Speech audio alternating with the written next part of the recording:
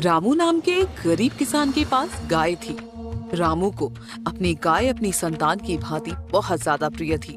रामू सुबह शाम अपनी गाय को चारा पानी दिया करता था, लेकिन बदले में वो गाय रामू को बस थोड़ा सा ही दूध दिया करती थी, जिससे रामू के घर में 2 वक्त की चाय आराम से बन जाया करती थी। ऐसे ही एक दिन रामू की पत्नी रामू से बोलती है, सुनिए जी, मैं काफी समय से आपसे कुछ बात करना चाह रही थी। हाँ बोलो, क्या बात है? जी मैं कह रही थी कि हमारी गाय अब हमारे काम की नहीं है। जितना हम इसे चारा पानी देते हैं उतना तो ये हमें दूध नहीं देती है। तो तुम क्या कहना चाहती हो? जी मैं कह रही थी कि हम इस गाय को बेच देते हैं ना, और इसकी जगह कोई नई गाय खरीद लेते हैं। कम से कम हमारे उसे चारा और पानी देने का कोई तो फायदा होगा। तुम कैसी बातें कर रही हो पूजा? ये मेरी गाय नहीं बल्कि मेरी संतान है, और तुम मुझे अपनी संतान को बेचने के लिए बोल रही हो? देखिए, मैं जानती हूँ कि पशु जब घर में हो तो उससे लगाव हो जाता है, लेकिन अब इससे लगाव करने का कोई फायदा नहीं है। कल को अगर ये दूध देना भी बंद कर देगी ना पूजा, तब भी मैं इसे कहीं नहीं बेचूंगा। ये छोटी सी थी तब मैं इसे अपने घर लेकर आया था। जब तक इसका जीवन है ये मेरे साथ ही रहेगी। इतना कहकर रामू वहाँ से चला जाता है और आंगन में बंधी हुई गाय रामू और पूजा की सारी बातें सुनकर खुद से बोलती है, मेरे मालिक मुझे कितना प्यार करते हैं, मैं उन्हें उनकी जरूरत मुताबिक दूध भी नहीं दे पाती हूँ, फिर भी वो मुझे बेचने को तैयार नहीं है। जैसे मालिक मेरे लिए वफादार हैं, वैसे ही मैं उनके लिए भी हमेशा वफादार रहूंगी। दिन गुजरते चले जाते हैं। रामू तो अपनी गाय का पूरा ख्याल रखता है, लेकिन पूजा को अब घर में बंधी वो गाय बिल्कुल भी अच्छी नहीं लग रही थी।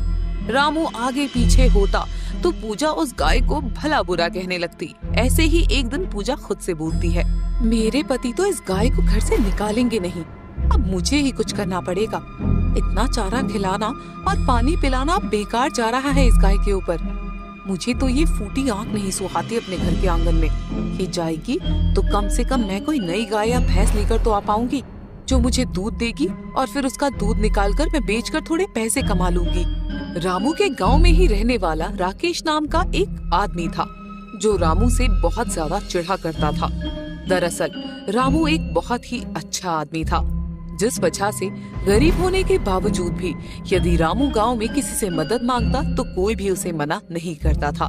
पूरे गांव में अमीर लोगों से भी ज्यादा इज्जत गरीब रामू की थी, और यही चीज राकेश को बिल्कुल भी अच्छी नहीं लगती थी। उसे इस बात की बहुत अच्छे से खबर थी कि रामू की पत्नी अपने घर में बंधी हुई गाय को बिल्कुल भी पसंद नहीं करती है, और वो कहीं न कहीं उस गाय को अपने घर से निकालने की कोशिश कर रही है। ऐसे ही एक दिन जब रामू घर पर नहीं होता है, तभी राकेश रामू के घर जाता है और पूजा से बोलता है, अरे भाभी जी, कैसी हैं आप? मैं ठीक हूँ भाई साहब, आप बताइए कैसे आना हुआ? कुछ काम था क्या आपको? अरे काम तो कुछ नहीं है, मैं तो यहाँ आपके पास एक प्रस्ताव लेकर आया था। प्रस्ताव? कैसा प्रस्ताव भाई साहब? दरअसल बात यह है ना भाभी कि मेरी जानकारी में कोई मुझसे गाय खरीदने की बात कर रहा था। उसे अपने खेत के काम के लिए गाय चाहिए थी। तभी मेरे दिमाग में आपकी गाय का ख्याल आ गया। अगर आप अपनी गाय को बेचना चाहती हैं तो मुझे बता सकती हैं, बदले में मैं आपको अच्छी कीमत दिलवा दूंगा आपकी गाय का। बेचना तो मैं चाहती हूँ, मगर मेरे पति इस बात के लिए राजी नहीं होंगे ना। मैं उन्हें बिना कुछ बताए आपको ये गाय नहीं दे सकती। रामू गाय को कभी नहीं बेचेगा भाभी, उसका स्वभाव मैं जानता हूँ ना। बाकी आप देख लीजिए, अगर आपका मन हो तो बता देना, मैं आपको खूब अच्छा पैसा दिलवा दूंगा। बस एक बात का ख्याल रखिएगा, रामू को इस बात का पता नहीं चलना चाहिए। राकेश वहाँ से चला जाता है, पर राकेश की बातों से अब पूजा के मन में और भी ज्यादा लालच भर जाता है, और वो जल्दी से जल्दी अपनी गाय को बेचने की ठान लेती है। बेजुबान रामू की गाय पूजा और राकेश की ये सारी बातें सुन लेती है, पर फिर भी रामू को कुछ नहीं कह पाती। एक सुबह जब रामू अपनी गाय को पानी पिला रहा होता है, तभी वो देखता है कि उसकी गाय की आंखों में आंसू बह रहे हैं। ये देखकर रामू हैरान हो जाता है और बोलता है, अरे क्या हो गया, तू रो क्यों रही है? किसी ने तुझे कुछ कह दिया क्या? अजी इसे कौन क्या कहेगा, सारा दिन तो ये आंगन में ही बंधी रहती है। तुम देख नहीं रही हो क्या पूजा? इसकी आंखों में आंसू आ रहे हैं। ओ न हो, मेरी गाय को जरूर कोई तकलीफ हो रही है। आप बस बेकार ही सोच रहे हैं। अरे जानवरों की आंखों में आंसू आ जाते हैं, और वैसे भी इसे भला क्या तकलीफ होगी, इतना तो ख्याल रखते हैं आप इसका। पर फिर भी मेरा दिल नहीं मान रहा है। मेरा दिल कह रहा है ये कुछ न कुछ कहना चाहती है, पर कह नहीं पा रही है। बस बस अब बहुत हो गया, इतना भी ज्यादा प्यार मत जताओ अपनी गाय से। पूजा, ये बस गाय नहीं है, संतान है मेरी, और मैं अपनी संतान की आंखों में आंसू नहीं देख सकता। मैं अभी जानवरों के चिकित्सक को बुलाकर लेकर आता हूँ। इतना कहकर रामू वहाँ से चला जाता है और गांव में स्थित जानवरों के अस्पताल पहुँचता है, जहाँ से वो जानवरों के चिकित्सक को अपने साथ लेकर अपने घर पहुँचता है और अपनी गाय का चेकअप करवाता है। अच्छे तरीके से जांच करने के बाद चिकित्सक रामू से बोलता है, आपकी गाय बिल्कुल ठीक है और वो बहुत ज्यादा स्वस्थ भी है, उसे किसी तरह की कोई बीमारी नहीं है। सुबह मैंने अपनी गाय की आंखों में आंसू देखे तो मेरा दिल ही घबरा गया था, इसलिए मैं आपको बुलाकर ले आया।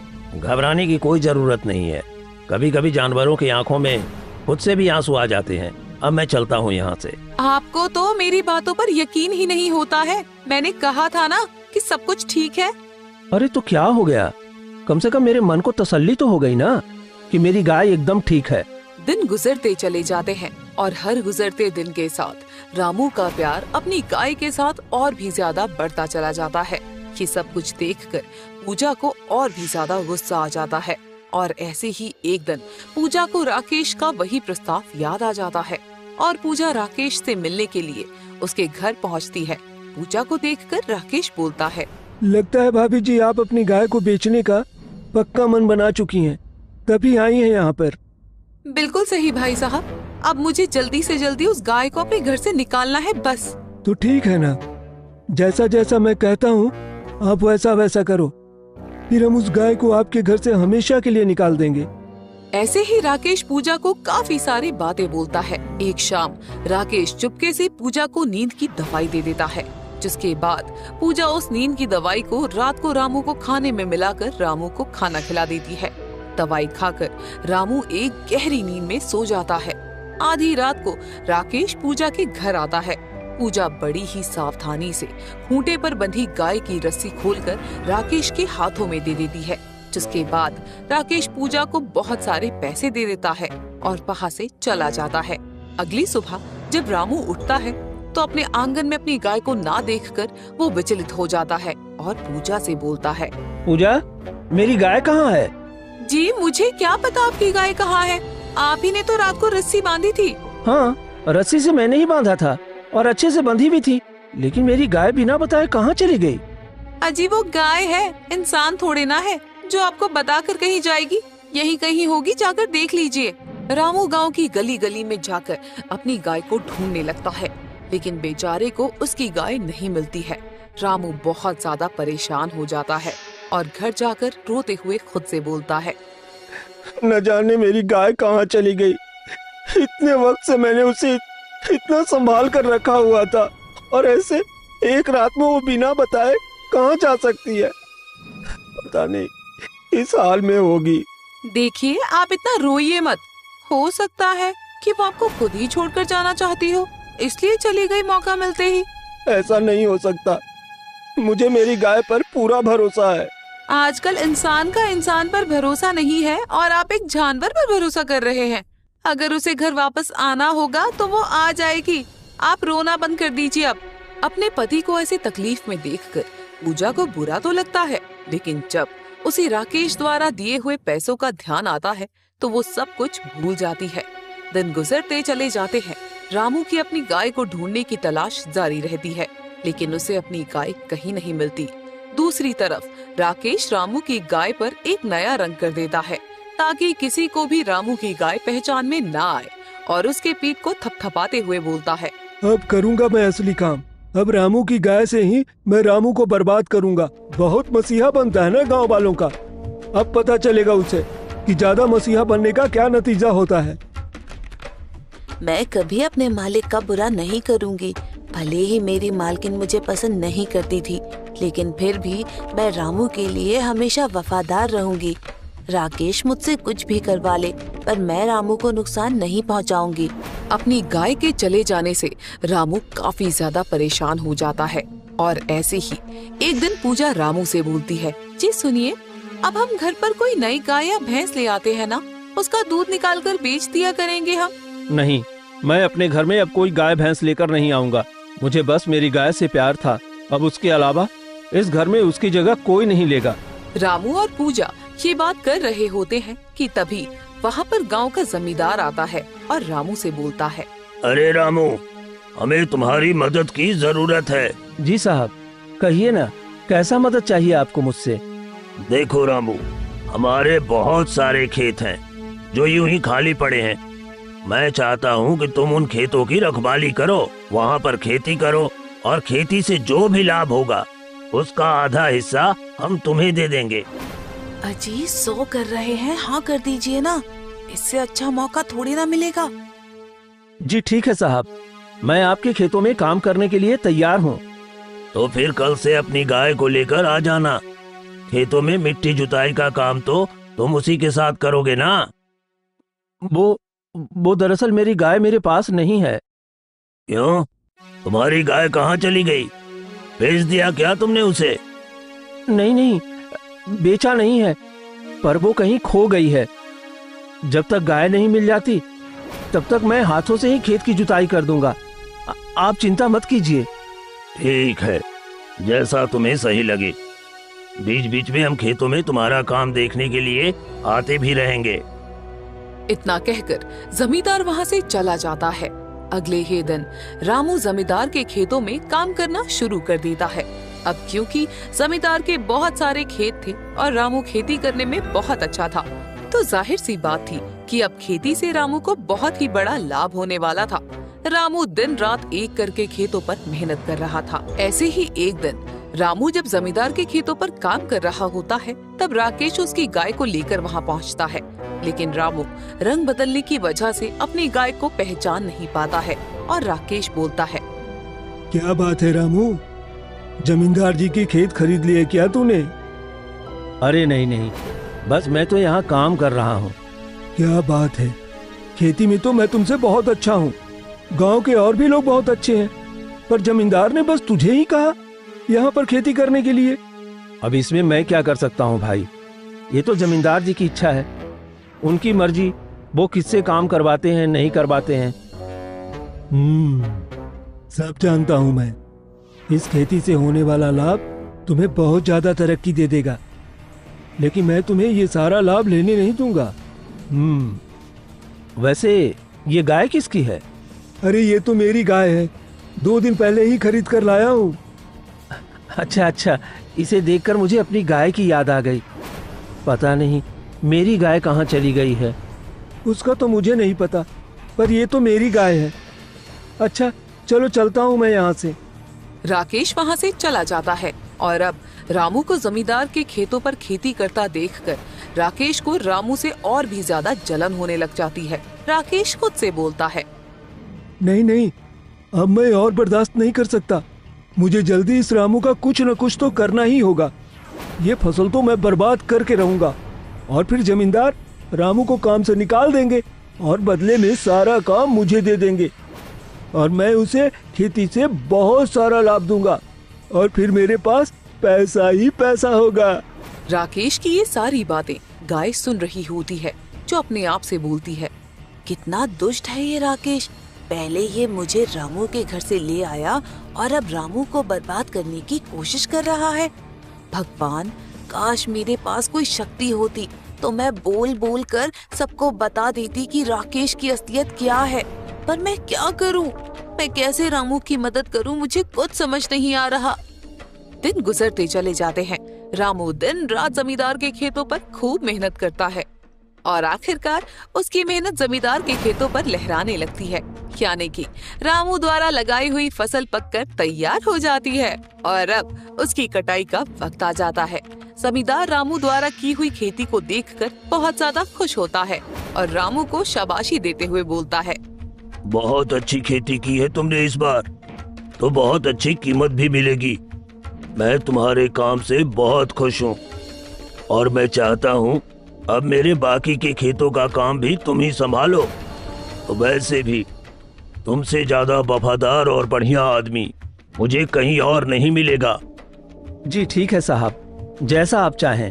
इतना कहकर जमींदार वहाँ से चले जाते हैं। वहीं दूसरी तरफ राकेश, जो कि छुपकर रामू और जमींदार की सारी बातें सुन रहा था, वो खुद से बोलता है, वक्त आ गया है, अब मैं रामू की गाय के हाथों ही जमींदार के खेतों यानी रामू की मेहनत को बर्बाद कर दूंगा। ये फसल तो आज रात में इतने बुरे तरीके से खराब कर दूंगा ना कि सुबह जब जमींदार इस खेत का ऐसा हाल देखेगा तो सारा का सारा गुस्सा रामू पर निकाल देगा और फिर वो रामू को काम से भी निकाल देगा। और ऐसे में मैं वहां पर पहुंचूंगा और रामू के हाथों से सारा काम छीनकर अपने नाम कर लूंगा।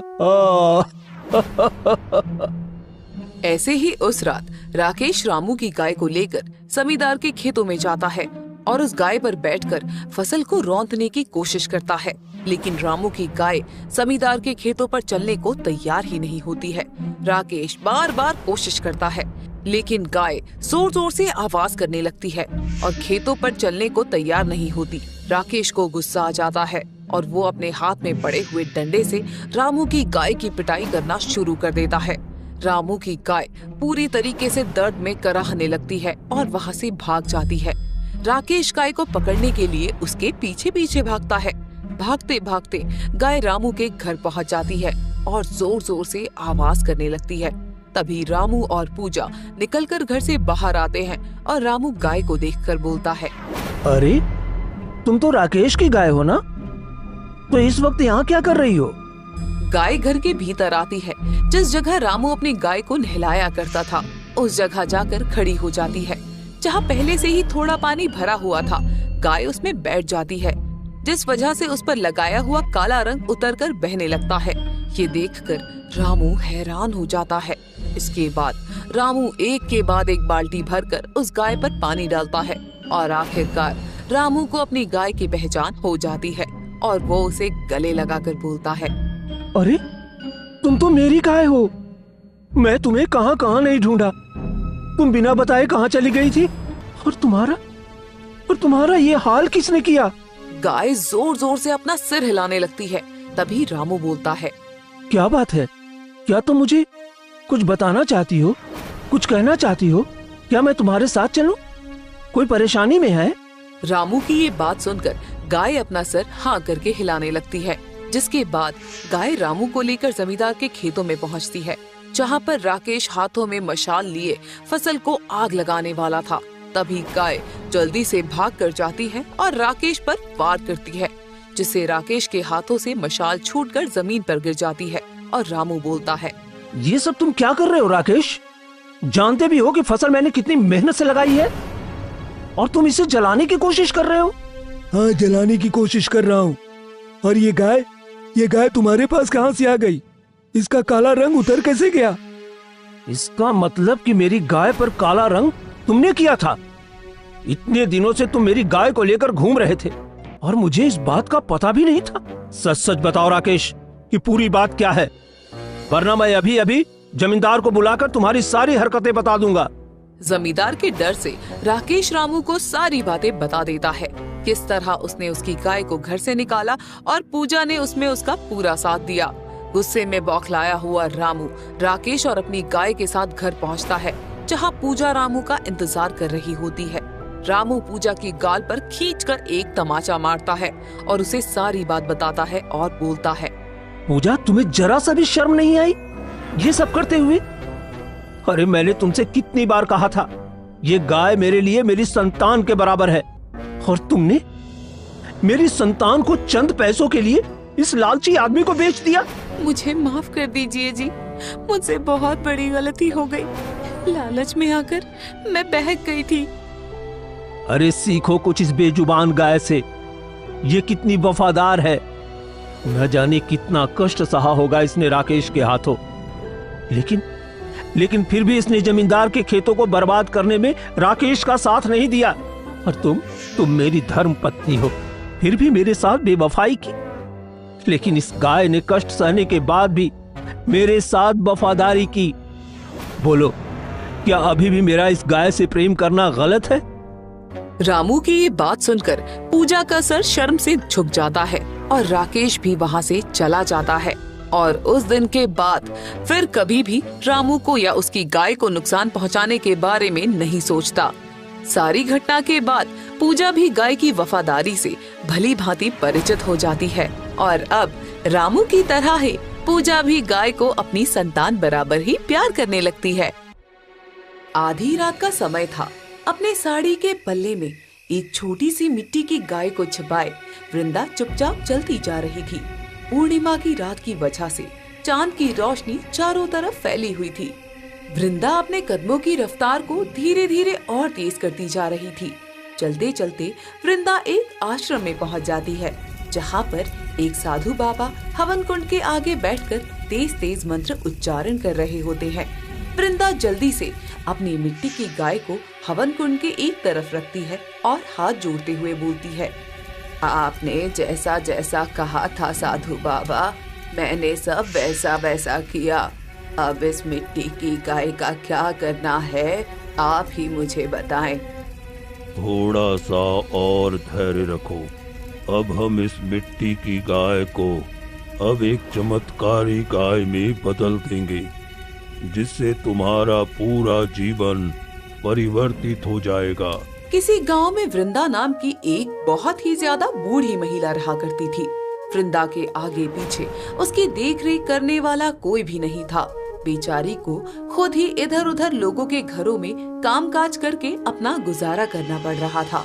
कभी उसे खाना मिल जाता तो कभी उसे भूखे ही सोना पड़ता था, पर इस बात की शिकायत वो कभी भी किसी से नहीं किया करती थी।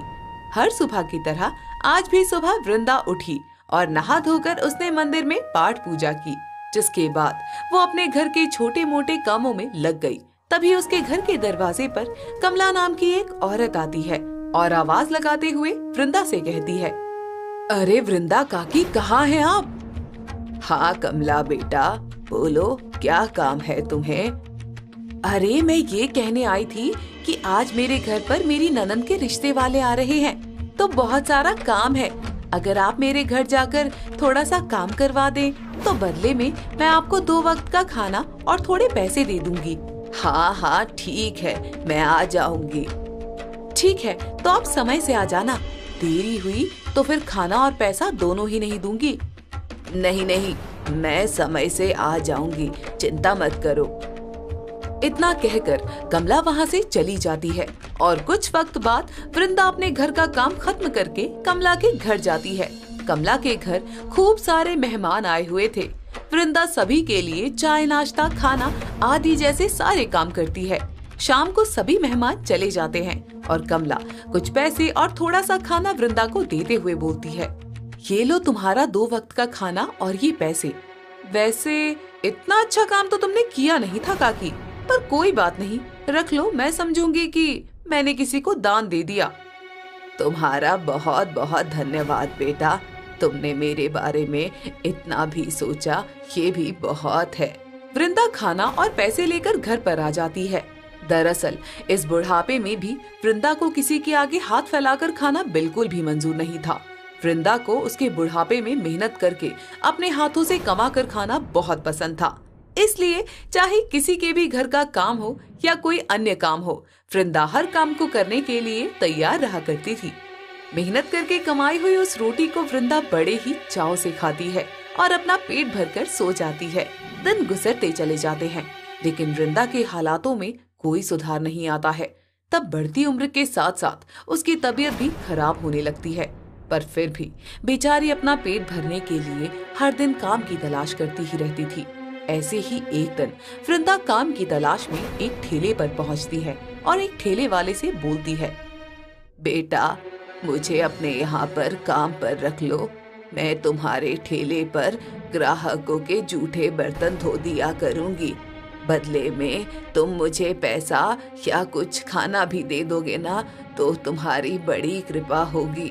ठेले वाला वृंदा की बात सुनकर उसे काम देने से मना कर देता है। वृंदा उस ठेले वाले से लगातार प्रार्थना करती है, पर ठेले वाला उसे काम देने के लिए राजी ही नहीं होता। इस ठेले पर खड़ा एक मधुर नाम का लड़का वृंदा को गिड़गिड़ाते हुए देख रहा होता है। जैसे ही वृंदा वहाँ से जाने लगती है, तभी मधुर उसे रोकते हुए बोलता है, अम्मा रुकिए, कहाँ जा रही हैं आप? तुम कौन हो बेटा, और मुझसे ये सवाल क्यों कर रहे हो? जी, मेरा नाम मधुर है और मैं बहुत देर से देख रहा हूँ कि आप काम की तलाश कर रही हैं। क्या करूं बेटा, इस बुढ़ापे में मेरे आगे पीछे मेरी देखभाल करने वाला कोई नहीं है। लोगों के आगे हाथ फैलाकर खाना मुझे अच्छा नहीं लगता, इसलिए मैं मेहनत करके खाना चाहती हूँ। लेकिन इतनी उम्र में आपको कोई भी काम नहीं देगा अम्मा, ऐसे तो आप भूखे ही मर जाएंगी। बेटा, अगर किस्मत में भूखे मरना लिखा होगा तो फिर भूखी ही मर जाऊंगी। ईश्वर की मर्जी के आगे किसकी चलती है भला। आप चाहें तो मैं आपको काम दिलवा सकता हूँ जिसमें आपको ज्यादा मेहनत भी नहीं करनी पड़ेगी और आपको आपके हक की कमाई भी मिल जाएगी। हाँ बेटा, अगर तुम मेरी मदद कर दोगे तो मैं तुम्हारी बहुत आभारी रहूंगी। अरे ऐसा मत कहिए अम्मा, आपकी मदद करके तो मुझे बहुत खुशी होगी। मधुर वृंदा को अपने साथ एक बहुत बड़े जमींदार के यहाँ ले जाता है, जहाँ पर मधुर भी काम किया करता था। दरअसल मधुर जमींदार के खेतों में खेती बाड़ी उगाने और फसल की रखवाली करने का कार्य किया करता था। मधुर जमींदार से कहकर वृंदा को भी अब अपने साथ खेतों में काम पर रख लेता है। अब वृंदा मधुर के साथ मिलकर खेतों में फसल और रखवाली का काम करने लगती है। ऐसे ही एक दिन मधुर वृंदा से बोलता है, आपको पता है अम्मा, मेरे पास खुद का भी एक खेत है। तो बेटा, उसमें फसल क्यों नहीं करते हो? ऐसे किसी और के खेतों में फसल का कार्य क्यों कर रहे हो? दरअसल मेरे खेत की जमीन खेती करने लायक नहीं है अम्मा। मैंने कई बार उसमें खेती करने की कोशिश की, लेकिन न जाने मेरे खेत की जमीन में ऐसा क्या है जो फसल उगती ही नहीं। आसपास के सभी खेत बहुत अच्छे हैं, लेकिन मेरी जमीन में कोई पौधा, यहाँ तक कि घास तक नहीं होती है। ऐसी बात है क्या? तुम मुझे एक बार अपने खेतों में लेकर चलो। वृंदा के कहने पर मधुर उसे अपने खेतों में ले जाता है। वृंदा खेत की मिट्टी को अपने हाथों में लेती है और बोलती है, लगता है बेटा, तुम्हारे खेत पर किसी ने काली विद्या का प्रयोग किया हुआ है, इसलिए शायद इस पर कोई खेती नहीं हो पा रही है। पता नहीं अम्मा, मैं इन बातों को मानता भी नहीं हूँ। कोई बात नहीं, मैं एक बहुत अच्छे साधु बाबा को जानती हूँ। वो गांव के काफी दूर रहते हैं, हम उनसे इस बारे में बात कर सकते हैं। मैंने कहा तो अम्मा, मैं इन बातों को नहीं मानता हूँ। मुझे नहीं लगता कि ऐसा कुछ भी होता है। बेटा, ना मानने से क्या होता है? अगर भगवान है तो शैतान भी जरूर है। मुझे इस खेत से कोई लगाव भी नहीं है और जल्दी ही मैं इस खेत को बेचने वाला हूँ। अगर तुम्हें बेचना ही है तो ये खेत मुझे बेच दो, मैं इस पर खेती कर लूंगी। अरे आप अकेले इस खेत पे खेती कैसे करेंगी? और वैसे भी ये खेत किसी काम का नहीं है। मैंने जैसा कहा है तुम वैसा कर दो। खेती हो या ना हो वो मेरी जिम्मेदारी है, पर ये जमीन तुम किसी और को मत दो। ठीक है अम्मा, अब आप मेरी दादी की उम्र की हैं। आपसे पैसे लेते हुए मुझे जरा भी अच्छा नहीं लगेगा। ये खेत मैं आपको ऐसे ही दे देता हूँ। आज से ये खेत आपका हुआ। दिन गुजरते चले जाते हैं। कुछ वक्त बाद मधुर को शहर में एक अच्छी नौकरी मिल जाती है और वो जमींदार के यहाँ से काम छोड़कर शहर में नौकरी करने के लिए चला जाता है। वृंदा का भी अब मधुर के बिना जमींदार के यहाँ काम में मन नहीं लगता और वो भी वहाँ से काम छोड़ देती है। इसके बाद वृंदा के दिमाग में मधुर के उस बंजर खेत का ख्याल आता है। वृंदा जल्दी से उस खेत में जाती है और वहाँ की थोड़ी सी मिट्टी को इकट्ठा करके एक कपड़े की पोटली में डाल लेती है, जिसके बाद वो चलते चलते गांव से काफी दूर एक साधु बाबा के आश्रम में पहुंचती है। वहां पहुंचते ही वृंदा सबसे पहले साधु बाबा को प्रणाम करती है और साधु बाबा बोलते हैं, अरे बोलो, किस कार्य से आई हो? मेरे पास एक खेत है बाबा, लेकिन उसमें मैंने खेती करने की बहुत कोशिश करी पर खेती हो नहीं पा रही है। मैं अपने खेत की मिट्टी लेकर आई हूँ, आप ही देखकर बताइए कि आखिर मेरे खेत में क्या दिक्कत है। इतना कहकर वृंदा मिट्टी की पोटली को साधु बाबा के हाथों में रख देती है।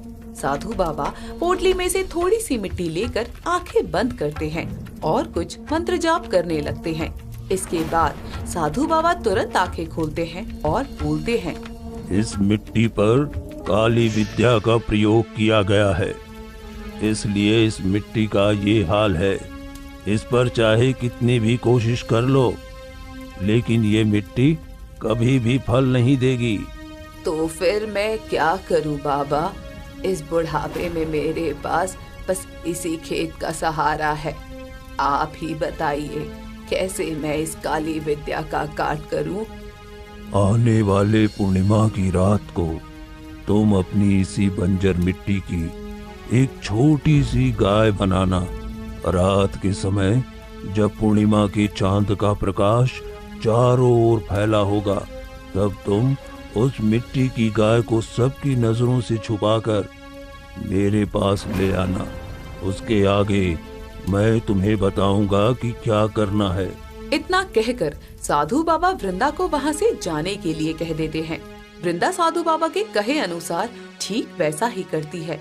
आने वाली पूर्णिमा की रात को वृंदा अपने बंजर खेत की मिट्टी से एक छोटी सी मिट्टी की गाय बनाती है और आधी रात का समय होता है। अपनी साड़ी के पल्ले में छोटी सी मिट्टी की गाय को छुपाए हुए वृंदा चुपचाप चलती जाती है।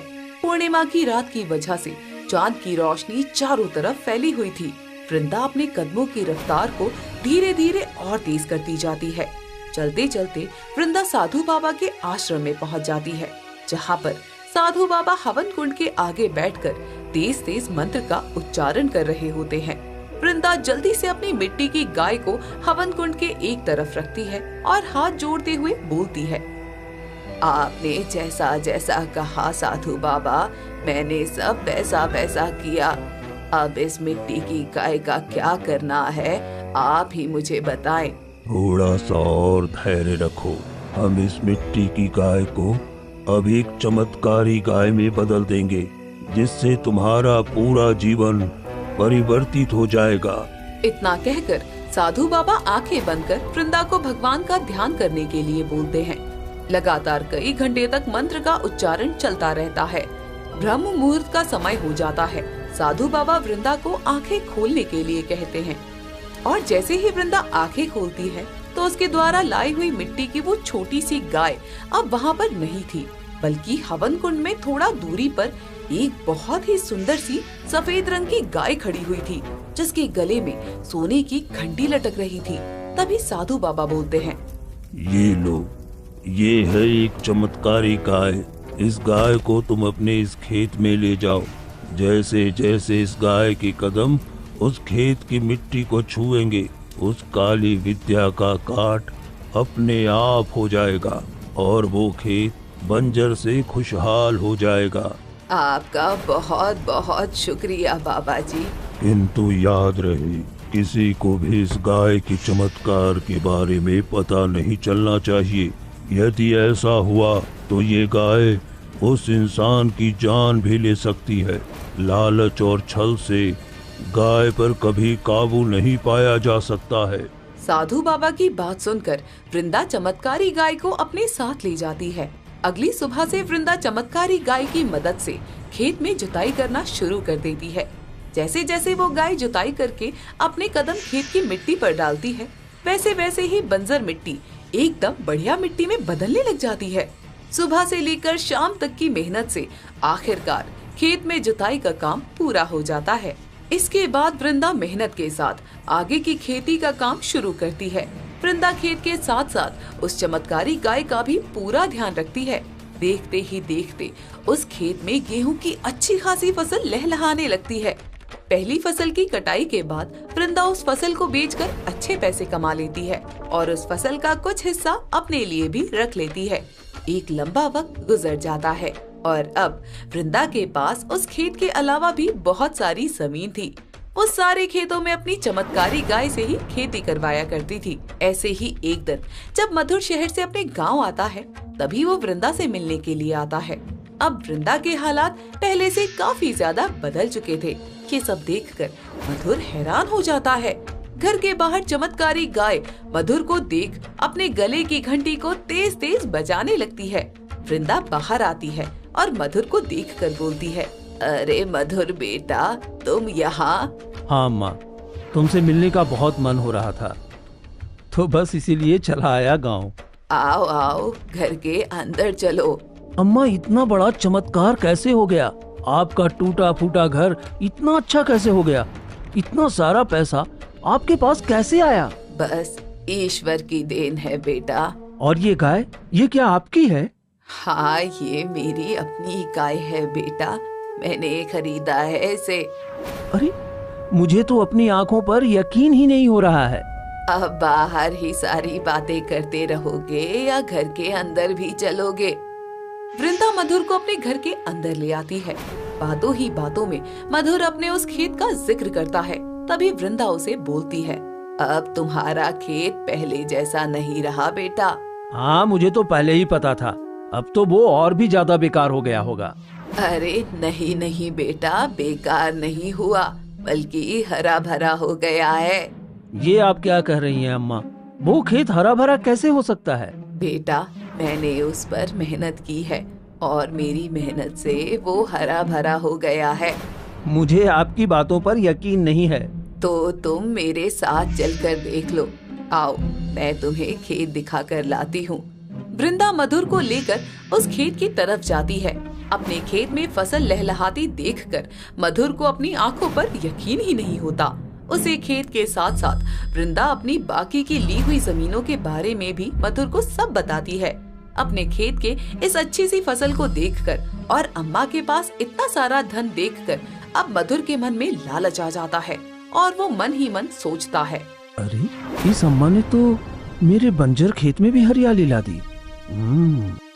अब तो इस खेत से मैं अच्छा पैसा कमा सकता हूँ। मुझे शहर में रहकर नौकरी करने की कोई जरूरत ही नहीं है। वैसे भी इस अम्मा ने कौन सा मुझे खेत का पैसा दिया था? अरे, मैंने अपनी खुशी से दी थी। अब मैं उनसे ये खेत वापस छीन लेता हूँ। ऐसे ही ये सब सोचते सोचते हुए मधुर वृंदा से बोलता है, अब से आपको इन खेतों में काम करने की कोई जरूरत नहीं है। पर क्यों बेटा, तुम ऐसा क्यों कह रहे हो? क्योंकि मैं आपसे अपना खेत वापस ले रहा हूँ। ये तुम क्या कह रहे हो बेटा? ये खेत तो तुमने मुझे दिया था ना, अब ये खेत तो मेरा है। अरे, तो आपने कौन सा इस खेत का मुझे मूल्य दिया था? मैंने अपनी खुशी से आपको ये दिया था और अब मैं अपनी खुशी से आपसे वापस मांग रहा हूँ। आपका इस पर कोई कानूनी हक थोड़ी ना है। ठीक है बेटा, अगर तुम इस खेत को वापस लेना चाहते हो तो ले लो। मेरे पास जो बाकी की जमीन है मैं उस पर खेती कर लूंगी। वृंदा बिना किसी लड़ाई झगड़े के मधुर को उसका खेत वापस दे देती है और अपने बाकी की जमीनों पर खेती का काम चालू रखती है। मधुर के खेत में जो खेती चमत्कारी गाय की वजह से हुई थी, उस फसल की कटाई के बाद मधुर को अच्छे पैसे मिल जाते हैं। लेकिन जब दोबारा वो उस जमीन पर खेती करने लगता है तो फिर से सब कुछ पहले जैसा ही हो जाता है। वहीं दूसरी तरफ वृंदा अपनी चमत्कारी गाय से जिन खेतों में कार्य कर रही थी, उसमें सामान्य फसल से ज्यादा जल्दी फसल उत्पन्न हो रही थी। ये सब कुछ देखकर मधुर बहुत ज्यादा हैरान हो गया था। एक दिन मधुर खुद से बोलता है, हो न हो अम्मा के पास कोई न कोई ऐसी ताकत जरूर है कि वो जिस जमीन को हाथ लगाती है उसी में खेती होना शुरू हो जाता है। मुझे अम्मा पर नजर रखकर उसकी ताकत के बारे में पता लगाना होगा। एक बार अगर मुझे उनका राज पता चल गया फिर तो मैं बहुत ज्यादा धनवान हो जाऊंगा। इतना कहकर मधुर वृंदा पर नजर रखना शुरू कर देता है और इसी दौरान उसे वृंदा की चमत्कारी गाय का पता चल जाता है। एक रात जब वृंदा गहरी नींद में सोई हुई होती है, तभी मधुर चमत्कारी गाय को चुराने के इरादे से वृंदा के घर में चोरों की तरह दाखिल हो जाता है। वो आहिस्ता से खूंटी पर बनी हुई चमत्कारी गाय की रस्सी को खोलता है और उसे अपने साथ ले जाने लगता है। धीरे धीरे मधुर उस गाय को लेकर अपने साथ घर ले जाता है, लेकिन जैसे ही वो पीछे मुड़कर देखता है तो वो चमत्कारी गाय अब एक बहुत ही बड़े गुस्सैल बैल में परिवर्तित हो चुकी थी, जिसे देखकर मधुर के तो तोते ही उड़ जाते हैं। तभी वो बैल बोलता है, तुझे क्या लगा था कि तेरे जैसा लालची इंसान अपनी लालच को पूरा करने के लिए वृंदा के घर से मुझे अपने साथ ले जाएगा और मैं तेरा गुलाम हो जाऊंगा। देखो, मुझे माफ कर दीजिए, मैं आपको वापस वहीं छोड़ता हूँ। मुझे माफ कर दीजिए, मुझे माफ कर दीजिए। तेरे जैसे दुष्ट इंसान को कोई माफी नहीं मिलेगी। लालच के चलते तूने वृंदा से उसका खेत छीन लिया जिस पर उसने दिन रात मेहनत की। तेरे लिए तो वो जमीन बंजर थी ना, लेकिन उसे हरा भरा देखकर तूने उसे वृंदा से छीन लिया। सजा तो तुझे मिलकर रहेगी। इतना कहकर वो बैल मधुर को उठाकर जोर जोर से पटकने लगता है। भागते भागते मधुर वापस से वृंदा के घर पहुंच जाता है। शोर की आवाज सुनकर वृंदा घर से बाहर आती है तो देखती है कि मधुर जख्मी हालत में घर के आंगन में गिरा हुआ है और हाथ जोड़कर बोलता है, अरे मुझे माफ कर दो अम्मा, मैं आपकी चमत्कारी गाय को चोरी चुपके आपसे दूर ले जा रहा था, लेकिन आपकी ये चमत्कारी गाय तो इस गुस्सैल बैल में परिवर्तित हो गई और मुझे मारते मारते यहाँ तक लाई। मेरे मन में लालच आ गया था अम्मा, मैं भूल गया था कि जब मैं एक बार उस खेत को आपको दे दिया था तो वो हमेशा के लिए आपका हो गया था। मुझे उसे आपसे वापस नहीं लेना चाहिए था। कोई बात नहीं बेटा, तुम्हें तुम्हारी गलती का एहसास हो गया है, यही बहुत बड़ी बात है। चमत्कारी गाय, इसे माफ कर दो, मुझे इससे कोई नाराजगी नहीं है। वृंदा के इतना कहते ही वो गुस्सैल बैल वापस से चमत्कारी गाय के रूप में परिवर्तित हो जाता है। वृंदा वापस से अपनी चमत्कारी गाय को खूंटे से बांध देती है। अगली सुबह मधुर फिर से शहर चला जाता है और जाकर अपना कार्य करने लग जाता है और हमेशा के लिए चमत्कारी गाय का राज एक राज ही बनकर रह जाता है।